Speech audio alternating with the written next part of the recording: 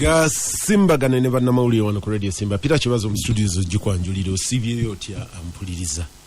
Eyakoze olwaleero weebali wonna omusinziiro tuwuliriza tukwebaza okubeera ng'okola bwotyo. Peter Kibazo n'embeerawo mu studios za Radio Simba okwanjulira program Gasimbagane ne bannamawulire. Named Katerega Musaazi nina Siraje Ruwama Charles Womshana Jatusanga ne Mwanga Kivumbi na Aisha Kabanda. Nina pain ne Uganda. Wiki wedde twayogera wano. Nga bwe tutunuulira COVID Bannayuganda beeyongera okufa conditions ezitali COVID. Officially twakafiirwa abantu 28 COVID. Yes. Ne juzi nali njogera ne family eyalwaza omuntu waayo ne mujje Kiryandongo mpaka Kampala nga talwadde COVID. Naafa lwansonga abasawo wano tebaliwo. Wano bakoze bwe bati. Oyo tetujja mukwatako.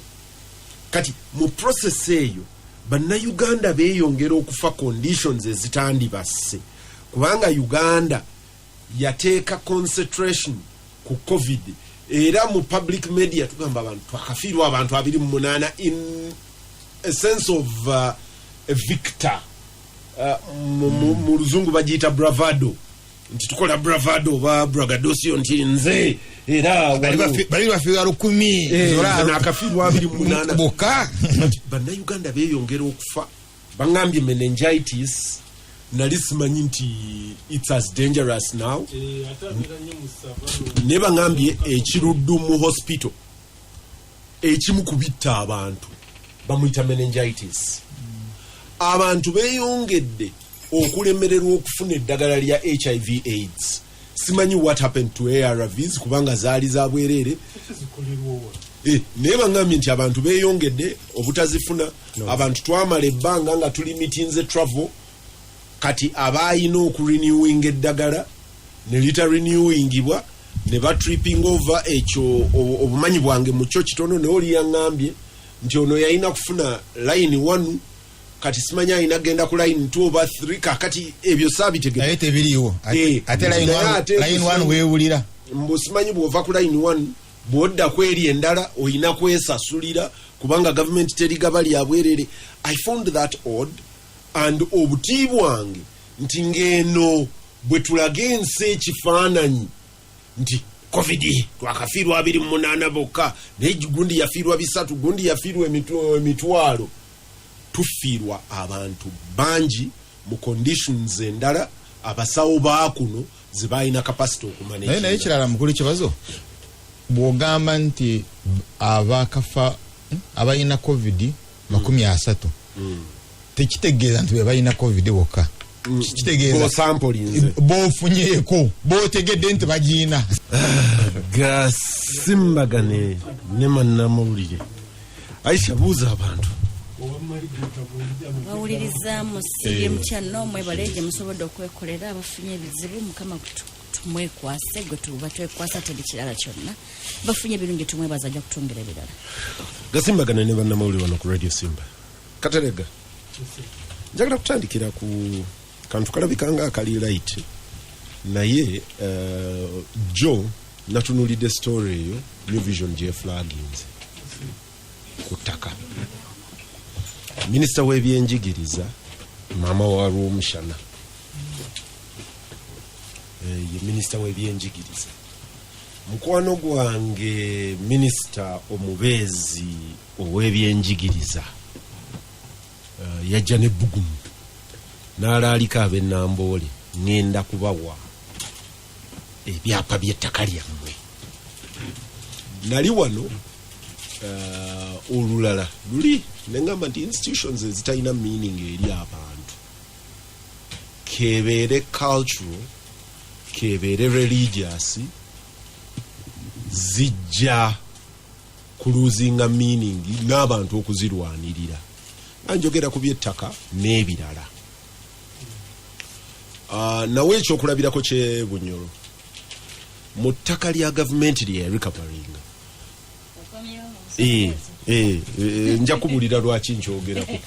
Nina musajja mukulu yansanze eggulo sigenda mwogera linnya nanyweza omukono nanyiganya omukono nga nti nayomba kukwogera ku bannaddiini naye bwe yamaze be yabadde nabo nga bagenze bye yaŋŋambye mu lwatu n'akyusa nagamuwaaye batugambireko nampa n'ebirala ebyokugamba ekimu ku byo kyabibira nanga owange wategedde nti twagabye ekibira si baagabye wategedde nti twagabye ekibira. So this Nambole saga saagala gikwata isolated yensonga lwaki katereganjireeta nti olina ettaka ly'e Nambole ettaka lya public.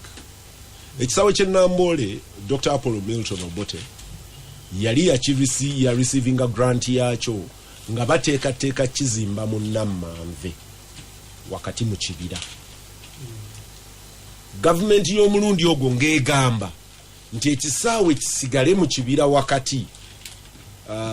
Omugenzi Adonia Tiberondwa yakinnyonnyolanga nga nti ekisaawe ekisaawe ekyo bwe kyandibadde kitudde mu kibira ky'e Nammanve wakati nti ng'ekibira eno n'eno kisigaddeyo nga ekibugiriza kikola kitya purifying the air nga olaba Adonia ng'akyogerako with passion ng'azibirira bw'ati amaaso n'akunnyonnyola ebyali ebigendererwa byabwe ng'akiraba.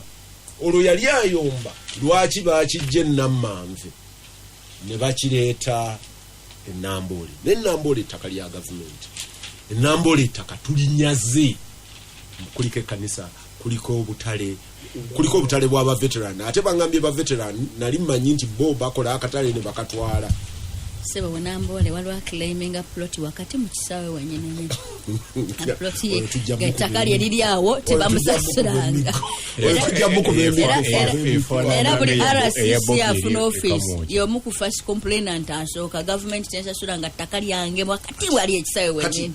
Moyo Sarkas Minister Hamobua muntu waffe wa mupiira bwe yajja n'alaga amaanyi ne bateeka pressure ku Ministry ya Lands. Ministry ya Lands ne basimba ebyapa mukwate. Juzi nze ne mbiraba ignoringa nga ndooza bawaddeyo ebyapa, so what? This is from government to government. Government ewa government ebyapa. Kati government bwewa government ebyapa tugenda okutuuka nti ate gavumenti yawadde gavumenti ekyapa ekifu ekyekicupuli nti ekika ky'ekyapa kye baamuwadde tekirina kubeera kya public simanyi olulimi sirutegera bulungi nti ate ekirala nti gavumenti yagenze okwewa ekyapa ekipya ng'erina duplicate title nti mu mateeka duplicate title tebalina gyozaamu bw'ozzaawo bw'orienstate nga kiri kino okisazaamu ate ne kiri kyasigaddewo. But also olina gavumenti ekwata ekibira ebimu ku by'obugagga bye tuyina mu nsi muno bye bibira. Bano mwangaze baalwanira mabira. There was a headline, bad news, Akena Doko is back. So Mwanga could be bad news now. Baalwanira mabira. One of my sweet moments is abazungu bagamba nti Kama is a beach. Kati presiding minister wa environment Beatrice Atimanywa ye omu ku baakulembera olutalo lw'amabira oba gwe baateeka ku center stage mu lutalo lw'amabira. Kati ate yali ku heartbeat bw'otadde mu njogera y'abazungu. Okay. Yali ku heartbeat ekwata ekibira ate si kimu because amawulire gakulembeza budongo. West Nile buli ekyali ekibira West Nile baakigaba Mwacholi kitegeeza ye minister w'ebeera kati Beatrice Atimanywa ye minister wa environment yanga bebibira. Kati mu Northern Uganda buli awaali ekibira n'ebyasimbibwa gavumenti baabitwala ne babitema. Nabadde mu Eastern Uganda wawe emiti gye bayita egyakakungulu buli alina memory y'akakungulu Mbale Tororo egyo emiti eminene gyonna egyali ku nguudo buli alinamu obuyinza obutono yagisala n'agitwala Katerega ng'otandikira wali mama wa Rumshana bamuwadde ekyapa ekifu. Nze engeri gyenjiraba nti kirungi nnyo eri eggwanga kituzibula amaaso ku buvundu obuolyawo obukyali mu by'ettaka gye tulina ebyapa ebisukka ku kimu gye bacupula ebyapa ate omanyi nga bwe ngambye mbu Kama is sweet oba Kama is a beach. Betty Olive Namisango Turomu Kamya mujjukira ng'ayimiridde ku kimeeza wali nabagamba nti Kyanjo ye yafuumula ko speech kungu kwekalakasa kw'amabira wali wansi nga muwanga n'embidde tebannamuwamba ebyaddirira byalulala tuli binyumya nga mpandiika ekitabo. Eriyo b'okwotinga abantu ne bakwewuunya gwe abakwotinga eriyo abatakyavaako hadesi wala. Kirungi okunyumiza abantu nti Betty Kamya yayogera ebigambo ebiwoomu ng'atulaga obulungi bw'ebibira naki kati ye minisita wa lands eri ayina ya tiimu enewo bwe omu bwakwata munne naga nti kwata ti awo sukaali abalawo okukamala. Oyo minisita gw'okwotinga ye minisita yasooka okuwogera ekigambo ng'anyonyola gavumenti eno bwe yafa tyokumanya nfu omanyi kyennyanja kitandikira ku mutwe kiva waggulu bwekiti nga kyonooneka yoyo minisita aweereza mu gavumenti naye Obusiraamu hadithi gyavaako bagiyita zwaifu eba nfu. Sheka hayo Veeko Apollos bambi abagamba omugenzi mu luzungu olunyuntu olulungi ennyo naga nti abantu bakyuka atakyuka kati nabo munange bantu bakyuka. but she was yali mu kuwakanya government kati takyagiwaka why kati kizibu kiriwo Saulo bwafuuka sibiri because there is nothing wrong mu kuwakanya government ne muwanga kibimba ajja kubeerawo government one day. Kati question no kati bwewangula gurupu yo bwewangula ate gurupu yo ewangudde weebeera enafu negamba munange nkooye jangu tereze oba bakola government of national unity Katerega submit ensonga tunakyo kyokulaba nze omukulembeze w'ekyasa kino ye Donald Trump ekyasanga kikyakatwalako emyaka kati modern leader ye Donald Trump ye mukulembeze gwendabye nakwata obuyinza naga bino byenjokola byenzikiririzaamu bamwogera luzungu abanoonya amakatikati ye nalemera kubyakiririzaamu baleeta ka brush. but you see when Obama won Obama bwawangula minister wa defense we yali ava mu Republican Party. Yeah. So sirawo ekizibu okujja muntu mu opposition no mu bwa minister. Question eri nti bw'otuukayo nga minister okola ki? No, tetwogeddeko ku Donald Trump nti ye modern leader afuuka president nata trading compromises kubyakiririzaamu ebiriko for the sake of governance and acceptability. Kakati abakulembeze bonna olutuuka mu bukulembeze byebakkiririzaamu we babiteekera olaba oli ne baba bwagala nga Charles ogenda okumulaba nga Charles just okugaa nti naye atambuza empapula ng'omulaba nga naye atandika okuseeseetuka kukowa things byakkiririzaamu naye obwo bwe bukulembeze obukulembeze buba collective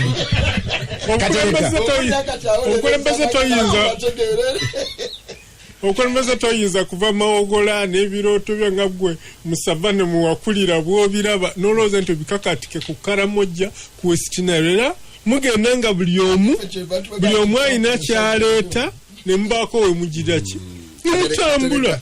Kateregeyo tuveeyo eriyo be mwakula nabo mu savana bajja kuno ne batugana tutwale ebijanjalo e Mombasa batuweemu transformer tukole tutya ng'ensi eguza ssente nga bo baagala kuguza bijanjalo nga bajja n'ebijanjalo ebyo baddaabiriza Sheraton. I remember at least ekyo nkijjukira bulungi. Katerega twabiwa Yugoslavia ne tuddaabiriza Sheraton. Kakati nguli mama yakiwesa nguli baba Sheraton teriwo naye yadde ku Professor Paul Nswambi abeeranga agugumbula gavumenti kukulemu okusasula abakozi omusaala ogweyamba. Kati ku lunaku lwe baamulonda okubeera minisita wa public service, bwe yamala okulayira Pulezidenti Museveni n'amukwata mu ngalo n'amugamba kati njagala osasula abakozi ba gavumenti omusaala ogweyamba. Mu butuufu Professor Nsibambise yali minisita w'ebyensimbi ate era yali tayinza kikola bw'omu. Naye Professor Nsibambi kiki yagezaako at least n'alekawo maaka. Abakozi ba gavumenti abo baabalanga n'emyezi 3 nga tebasasuddwa. Abamu nga tebamanyi na ssente zaabwe we zituukira ku akawunti zaabwe. Nsibambi ensured nti buli lwa 28 okutuuka buli mwezi oba katono omukozi wa gavumenti omusaala gwe gwabanga gutuuse kuki. So nebiri ne babetikamya emundowooza zaabwe ziri ez'emabega ne ba nono mukyala waffe gwe tubadde twogerako Maama Mabira. Abantu babasuubiramu nti Maama Mabira alina byasobola okukola olwa background eri. Naye ku kino ebyapa emivuyo giri mu byapa mingi gye nakana akakiiko k'abasiraaji kozi naye wali kakiiko akaba mugemereyo. Akakiiko mwatwala ssente zaffe nyingi nnyo naye ng'ate yali panado bupanado era nakolaba kabiyita buyisi kungulu tekasobola kutugirira ki kutusojjolera ministry y'ettaka commissioner yenyini ebyapa yabifulumya n'afulumiza mu wange ekyapa ate ne Katerega n'amufulumiza ekyapa. Abantu ne badda mu byalo okubagana n'ateekawo ekyekicupuli okuyisaawo kyaba ayagadde. Kati bwe kiba nga kikoleddwa ku gavumenti namba ku ministry namba ey'ebyenjigiriza n'ebyemizannyo ng'ate tekulembera omulala okugyako mukembuga mukyala Janet Kataha mu 7 katusuubire nti wanaabaawo okugogola mu ministry eyo ne matabi gaayo gonna mu bitundu bya Uganda. Katerega omanyi my core subject is not kukola ki kukubeera nti ministry yafunye ekyapa ekifu enambole. Far from that. My question eri ku public land ownership. Tuyina ettaka lye twakwasa ebitongole in public trust. Trust eyo ewaffe ku kyalo gye nakulira waliyo ettaka nga liriko ekisaawe nga bagamba nti ttaka lya Kereziya naye ng'ekisaawe kya public community. Bwe nagenda okukula oluvannyuma nagenda okusanga ng'oli ataddewo ennyumba z'abasuze ng'abaana b'oku kyalo tebakyayina we bakola ki webazannyira. Simanyi outside Buganda Aishona abadde Disa ayinza okumbuulira ne Charles ne mu bagiyitanga PAPSCA Public Works Department mu districts n'amagombolola ag'enjawulo yakuumangayo public property. Emukuzowe wano kwa Acacia Mall olaba awali Acacia Mall nawali Namasuba awali Acacia Mall weeri ye yali Public Works Department ya Kampala nga we wakuŋŋaanira ebintu we wakola watya we wakola batya. Kati neebuuza gavumenti dirwebeera ng'ekolera mu trust eyo eri public. Mu public trust eyo mulimu ebibira. Buli lwenvuga okugenda okuyita eno waba muwanga ogenda oyita mu vale z'ebibira naki nga bazigabye bazitaddemu kalitunzi. Mulimu enzizi n'emigga ne protection gye zaali zifuna. Juzi nabadde nsoma John Nagenda nga John Nagenda yayina eka 2 n'omusobyo ku lubalama lwa Kyoga ng'aga nti asigazaako 5 ye tebaalinyaze teyafunyeeyo Dodovika akubako kibaati n'amazzi ge mugobye eno nga mayanja takyatuula bwe gagenze ku Kyoga Nagenda gamuswipinzeeko excess of 150 acres ne gazitwala. Where is the public trust? When do we ask for that public trust?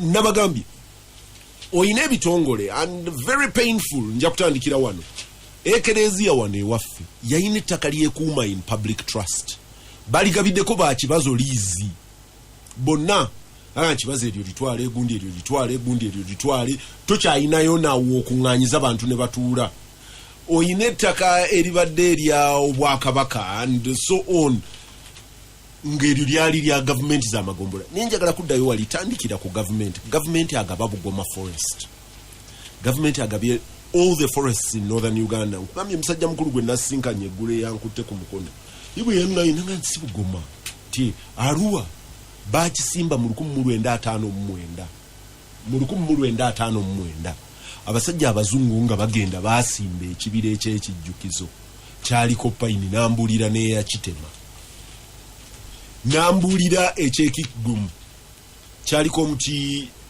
baguyita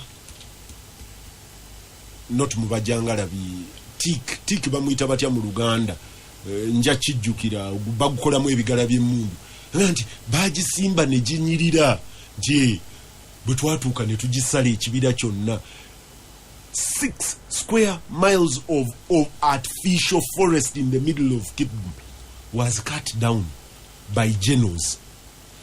Ngwebalise okujjako kyenyinza okugamba nti fe ab'omulembe guno buli tulo ntugamba bano abasajja bapoloka gwa begaggawaza baafuna ettaka mayiro 2 egyali egyakabaka ku lw'abantu bonna bo ne bagabanako 8 n'ebirala naye bw'otunulira abasajja abo abaali batasomye kye baali bakozeeko kyokka kwali kuyita mu musomo bamu mugigi si ye katikizimu baasobola okunegoshiyetinga ebintu ebyo ennyanja zonna z'oyogerako n'emigga n'ebibira ne bamanya nti birina omugaso gw'obutonde ne bibeerawo ne weewuunya omulembe ogwaffe ogw'abayivu okubanga ffe tubigaba omukulembeze gwe nasooka okusomako ennyonga bagamba buli yalina appetite ku ttaka y'amaanyi Jomo Kenyatta era ndowooza yasinze ettaka e Kenya nga buli lyalaba ayagala kulinyaga ebibira nga bwatyo bwabikola naye nali sisuubira nti ku mulembe gwaffe tusobola okuba bwetu naye ewaffe awataali bibira waaliyo forest reserves nga basuubira nti abantu bwe balyala ennyo emitawale mu kitundu ne giba nga gigootaanyiziddwa at least ekyo ekibira kiriba kyetonzeewo ne kiba nga kisobola okuwa abantu okisigeni abeesenzaamu babyesenzaamu abaka ba palamenti abaagala obululu banyigiriza gavumenti ebibira ebyo babigire ki ebibira ebyo babitwale nga balabira kungulu kufuna obululu olwaleero so nze ndowooza nti bwe tuba tuli ku bino ebya national dialogue tulemenga bamukulu mugwanga bano bye baliko ennyo balemenga kwemalira kunongosereza abo ababaka bameka mu palamenti biki kiina okubeera comprehensive n'ebintu ng'ebyo ebyobutonde kuba ndowooza juzi kye bakolako ekinene kyali kya citizens compact munanzikiza ne sirowooza nti ebyo baabituukako twetaaga n'ebyo byonna aŋambye byonna mu ebiri tuddeyo ku drawing board otherwise tujja kutuuka okubeera mu ggwanga naye waliwo nakino ssebo abantu nabo obutaba na interest mu bintu bino omugenzi Abu Mayanja yaŋŋamba nti Uganda bwe yafuuka republic ne bagiyita Uganda company kwambwe ebintu bya gavumenti n'ebyo oba batwale so luli edda ku bwakabaka buli nga ebyobwakabaka bibaluma nti byabeene kati okusoomooza eri bakungu baabeene ti abantu ba kabaka boogoba essentema boogoba ekigo n'oleeta abachina lwaki bano ababo bennyini si boozimbiramu ennyumba ez'okwewola nga tebavuddeewo mu kibanja mpola okusinga okuleeta abachina oba abajapaani ababo ne babagobawo nga n'emikisa egy'okuddawo tegiriiwo ng'ate ggwe nga Buganda gw'otunuulirwa ekituzaayo ku kiri nti okuddira mayiro entongole official Mairo estates omuli ennyumba ez'akatikkiro ez'omuwanika ez'omulamuzi ez'amasaza n'amagombolola ezaali eza local administrations ne tuzifuula ez'ebyobuwangwa n'ennono ekintu ekyo nakyo kiyinza okuba nga tekyawooma. Ekisaanidde nakyo kati ng'ewaffe Sembabule Muteesa yaliko ettaka lyonna yalitunda n'akatono akasigaddewo kati balwana nako. Siraje nga bwokwata omuzindalo eriyo ono bamuyita Umar Rusali ansekerera aga nti mmwe abali eyo ab'oluzungu mwagala munyage ettaka munyage ebibira mwewe freehold n'abantu ba bulijjo bwe babbayo akataka ku Namboole nga mutema emiranga mutuveeko. Nze ndowooza ensonga ya forests eruddewo ng'ababbi bagimanyi kati bali mu kwekangabiriza. Omugenzi otwogera ku Bugoma yokka, omugenzi Kasirye Gwayanga yandaga gundi ngeri gibaali forests za mirundi 3 ngeri gibaazigabamu ku mitwalo 15 liizi naye nga bwakubuulira amannya otyo googera naddala kati ng'afudde tolina bujja bujulizi tomanyi gye baabitadde abantu b'omugenzi. Omulala mutuuze omu ku bibaasenda wano enaggulu naye yandaga muganda we nga atiipinga off amawulire engeri gye batemyetemye ebibira okubikola ki okubisaanyaawo. Actually sina bibira byokka zonna public land engeri gye baazitemamu. Epoloti ezo zolabaawo 11 ku ssaawa ya Queen zaali za mutabani wa muzzukulu wa Chwa. Ne bawooza asimanyi gye baamusirisiza kati baazitematemamu ne bawaako mutabani ne bawaako ayu yagamba mwagenda otuwa nga twafuna kati ziriko industries naye nga baali bazitadde under Sala Kurata baali bazitadde mu Uganda Railway nga bataddewo mayumba ga Railway nabo ne babakasuka ne baba nga tebaliiwo. Bw'ona atuuka eruzira ettaka eryo labedde kubalimira lyonna ligenda. Nsambya police barracks tegenda lwakuba nti bantu balwana naye genda lwakuba nti waliwo abantu abanene abakola ki ababiyingiddemu. So all in all nze ndowooza nti ebibira oba mama mabira talina jajja kubitwala, mama mukyala Kamya talina jajja bitwala, especially mu district zino 3 Wakiso, Kampala ne Mukono. Ebintu bitambudde jjo nabadde mu kooti nga ngenze okweyimirira kalungi baasosewo babibira abasajja abali buyisaamu amaaso 215 mwasangiddwa nga mwokyamanda mu kibira ebyo boogerako ebinene tebatukwatayo big fish baleeta bano era olwagize ffe tulina abatweyimirira nti isha muli abantu 2 muleesa abantu 5 mugende egindi bamaliriza bakomekeza kalungi gubasindise ku ssaawa 10 essaawa emu kitundu nga kooti ekyatudde naye nga bagezaako okulaba nti emisango bagimalawo ekiro ekyo.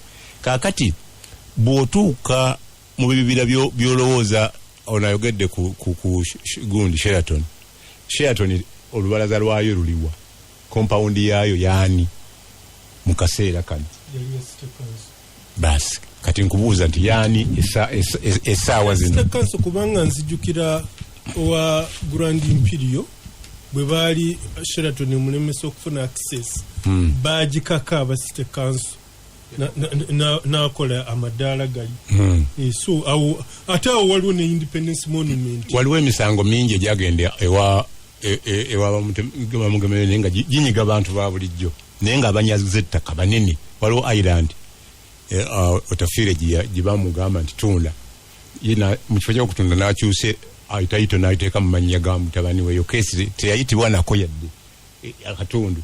Waliwo kati eka 24 wana wali ofisi za people za NUP waliwo eka 24.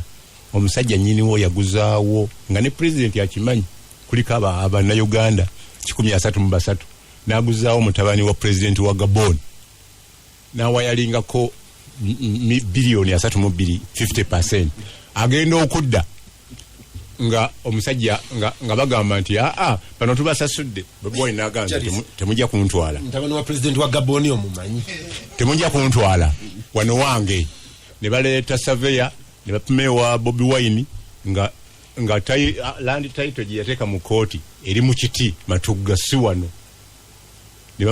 Kati iso neyingiramu nga efunye interest muntu omu kujjawo Bobi Wine omusajja gundi first class flight ajje bamajjewo yali muzeeyi Dr. Semoge yatuuza omusajja oyo ne Bobi Wine aga nti mulinde campaign egwe mulyoke mutakolinge kubanga abo batagetinga kujjawo ono muganda wo ke kalembereza akakola ki akaliwo so ndowooza abanyazi b'ettaka teriyo muntu ajja sekinoomu ewaffe nemeze y'emirundi ena ngega nti wano muyingidde amazzi nga ddala amazzi wegali bagayingidde naye ogenda okutunula ku land title ng'okukomeno kwotosipa nga birimu abakyala babiri abanene mu ggwanga baagala kuteekawo factory yangatto mu mazzi ge bagobamu ate bano abankuseera bakola ki abatono so issue y'ettaka is a project okulaba nga omuntu wa bulijjo bamunyigiriza kyobola abajja kutuuka munne mu kyaki ne mu masalo. Aisha omanyi wali DC Kampala naye public trust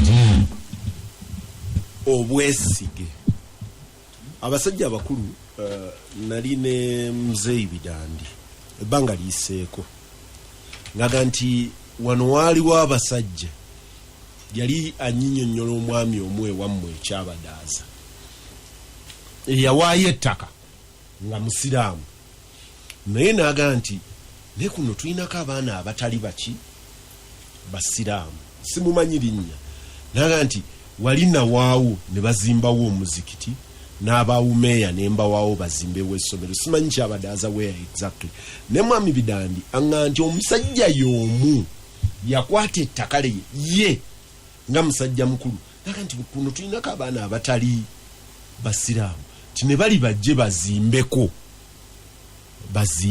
nga nnyonnyola notion of public trust kati ntunuulira omusajja oyo tugenda kuzuukuka ng'enkya abaana be ba Aisha Kabanda bazuukuse baga nti lino lyali lya jjajjaffe ti wano yabawaawo atya mwatwalawo mutya but that is to the common man twawa gavumenti obuvunaanyizibwa kubanga abantu tetubeesiga kibazo teyeesigwa mwanga teyeesigwa abantu bateekako olukomera lw'amateeka gavumenti neeweebwa public trust ku lwaffe ffenna neegambibwa bino bikuume ku lw'abannayuganda wetwogerera byonna bigenze nali nejje n'omuntu ng'aga nti one of the things he regrets the most is bwe bajja mu buyinza olw'enjala ya bonna gye balina ndiye aga nti the collective hunger nti bwe baatuuka ekkololo buli omu yabowa bavaabira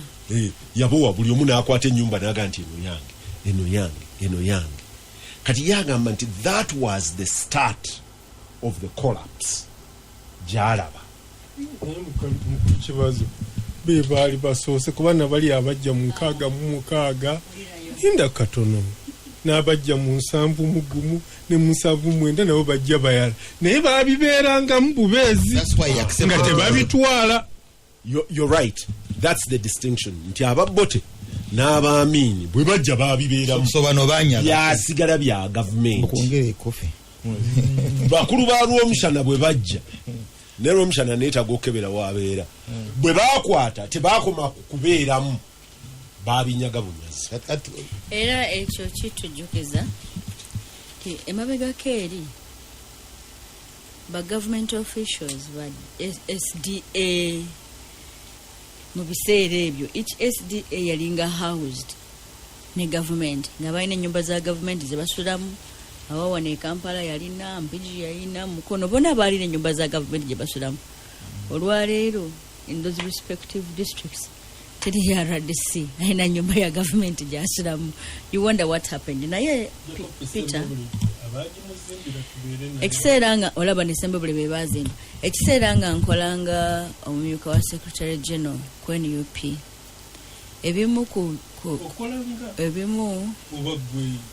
kale ngandi ebimu ku birowoozo byensinze okufuna okuva mu bantu bikwata ku nsonga bbiri.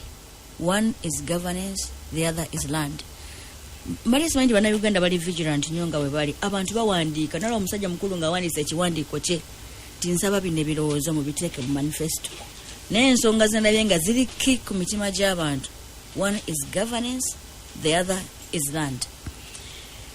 Waliwo omusajja omu yawandiise ng'agamba ate nendaba nga kikulu nnyo ekintu kyagamba ng'ayogera ku communal land.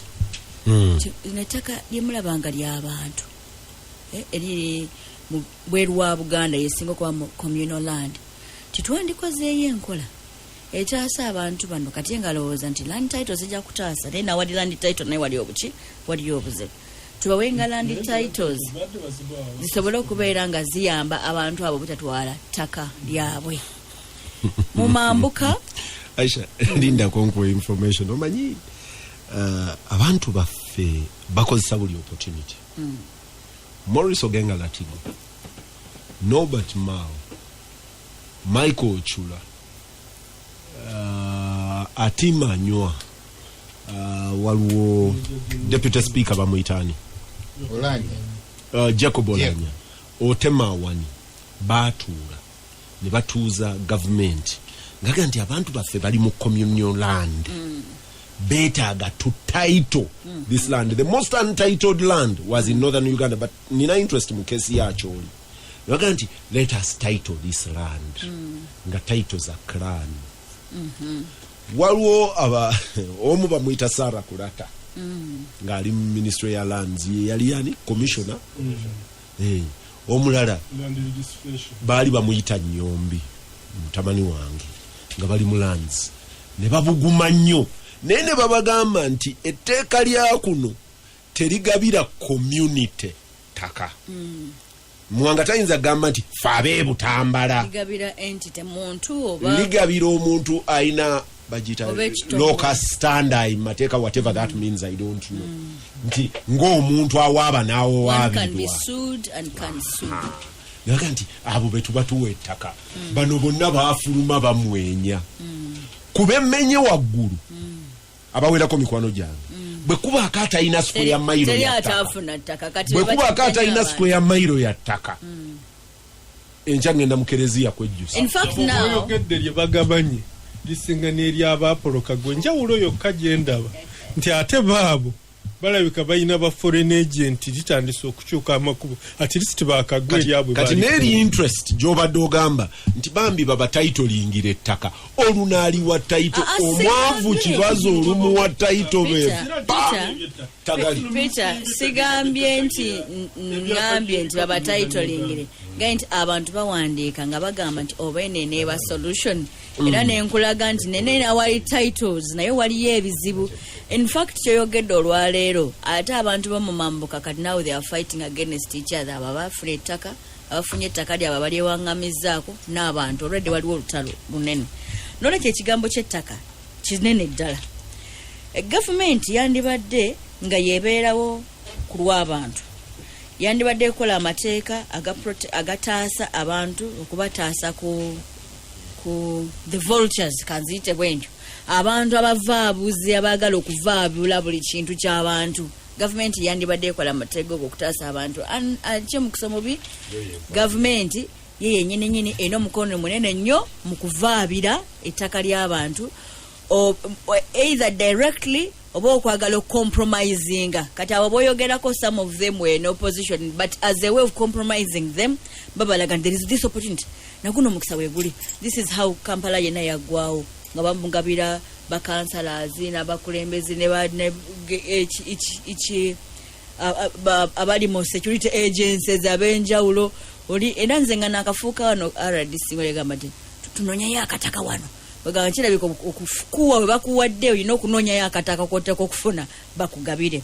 So kyamukisa mubi gavumenti yennyini lyafuuka ekkono eritwala ebintu by'abantu.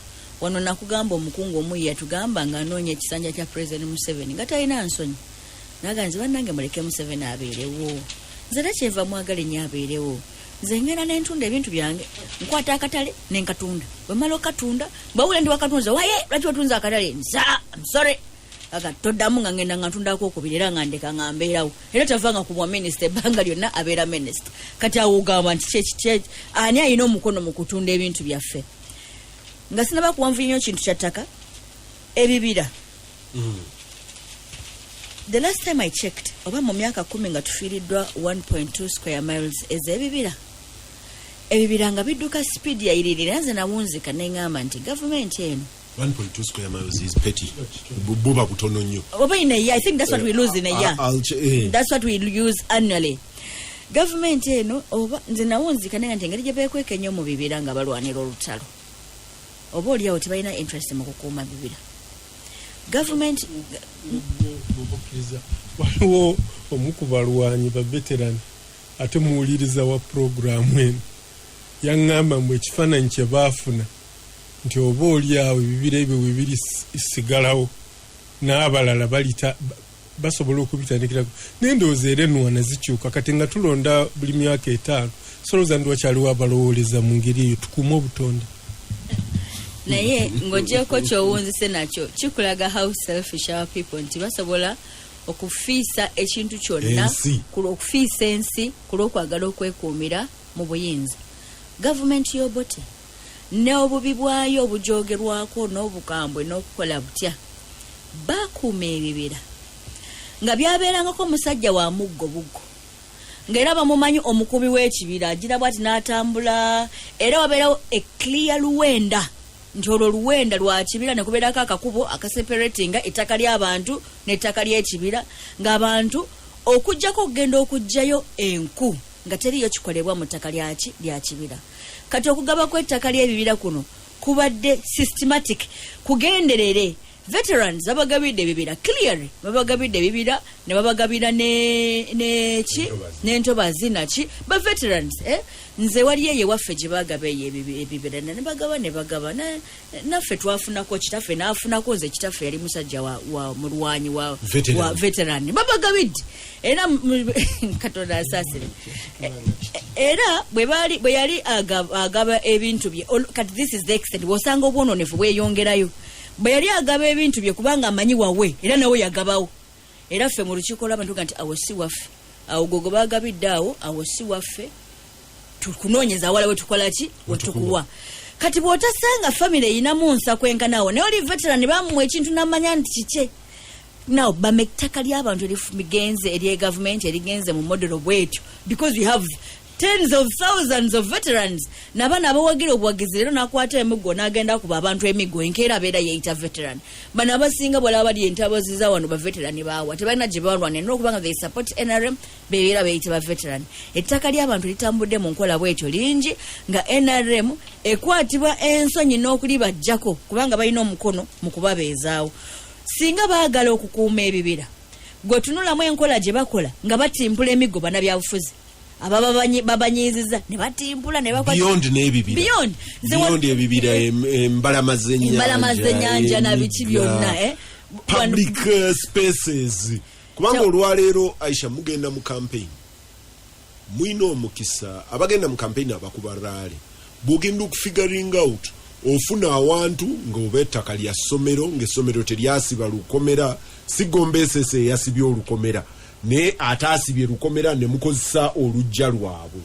Singa omuntu oyo aga nti ewange temukubawo tulina public spaces wano nze ebidandi yaŋŋamba nti wano erugogo part of the interest of government wali evacuation point nti singa omuliro gukwata ekibuga singa gukola ki bwe yali alwana ne basajja balaba obutatwala Constitution Square nga omugenzi Sebaana ne banne bagimuwadde ng'agamba nti enki ekibuga kino bwe kikwata omuliro n'ennyonyi ezijja okuzikiriza omuliro tezirina we zijja kusitukira nakola ki aga nti ezo spaces tuzisigaze leka nti bidandi ayagala kulerera wano bikere bazimbawo ebizimbe ne bakola ki so ensi gye tulimu beyond ebibira tulinayo abantu abagunjufu because it is about bugunjufu it is not about kwagala bintu kubeera nga oyina obugunjufu obumala omanya nti bino nabyo ensi ebyetaaga obulyake buseesetuse okuviira waggulu ne bukka mu busomyo bw'abannayuganda era olwaleero nti nerya UTL ekkololo nti lyabadde ligenza badda kuwa information teryabadde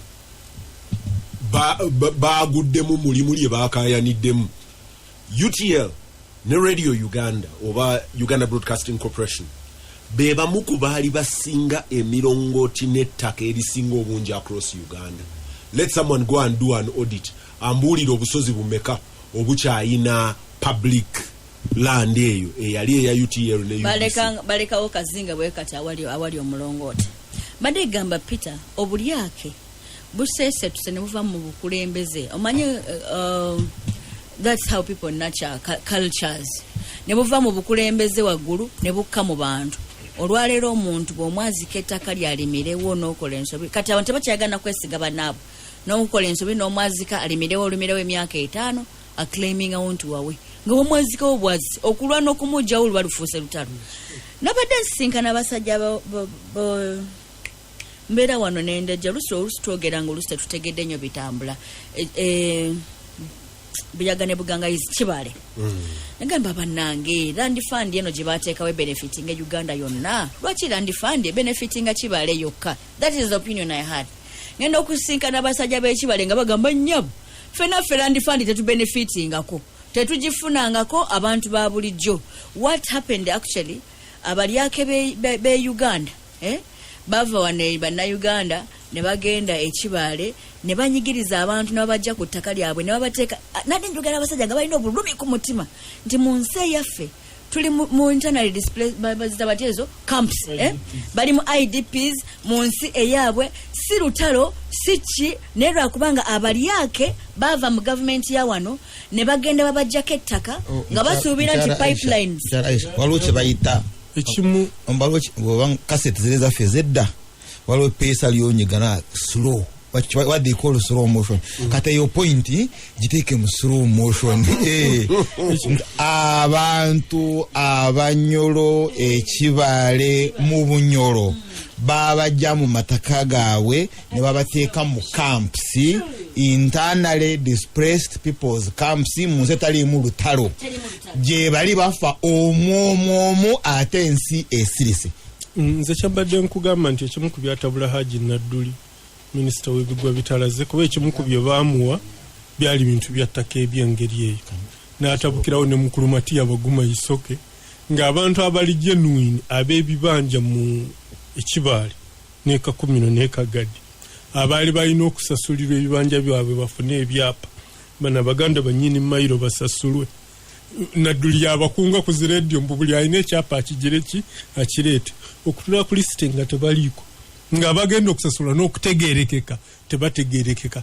Ensonga ya land fund yali erina okubona ne Buganda yonna kuba wano wewasinga ebyapa n'ettaka nga ettaka ate liriko n'ow'ekibanja eri yali bubeezi experiment land fund teryagitegeera walwa yayongeramu biliyoni 2 nga zize kakati mwebale information yeyo omanyi Ekibale eyo nina interests ziri selfish naye nina minister mukwano gwange by any measure ngenda okugira nti ng'omusajja avudde ku musajja eyayina ebibanja to being one of the biggest landlords mu Uganda mu area y'Ekibale Kagadi awo he is one of the biggest landlords era buli tusinkana bwenti ne muganti gundi wakyuse erinnya ati mwali temwanyaga ebyaffe Peter Ramushana agambe nti tukyogere mpola slow down kaseti giteeke mpola abantu bakiwulire bakitegeera abadde mutuufu. Ettaka abasajja bagamba nti ettaka lyewaffe osanga ettaka lyewaffe nga yiika teweza 3 toyina right kugaana. You either accept or you die. Either okkiriza oba ofa.